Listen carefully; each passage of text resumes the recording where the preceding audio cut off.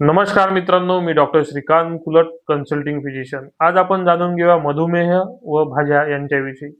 मधुमेहाच्या रुग्णांमध्ये insulin resistance निर्माण झालेला असतो. त्यांच्यामुळं त्यांच्या शरीरातील शुगर ही वाढलेली असते. ही शुगर जर तुम्हाला कमी करायची असेल व इन्सुलिन सेन्सिटिव्हिटी जर वाढवायची असेल, तर तुम्हाला भाज्या खाणे अत्यंत आवश्यक आहे. तर कोणत्या भाज्या खाल, की ज्या फायबरयुक्त आहेत? त्यामध्ये प्रथमतः मेथी, पालक, दोडका, दुधी भोपळा, कारली, वांगी, भेंडी इत्यादींचा समावेश होतो. त्याचबरोबर टोमॅटो, त्याचबरोबर तुम्ही कमी प्रमाणामध्ये कांदा व लसूण खायला पाहिजे, जेणेकरून तुमची इन्सुलिन सेन्सिटिव्हिटी तुमच्या शरीरातील वाढेल. याचबरोबर हे व्हेजिटेबल्स कसे शिजवायला हवे, तर हे उकळून किंवा वाफून घ्यावे.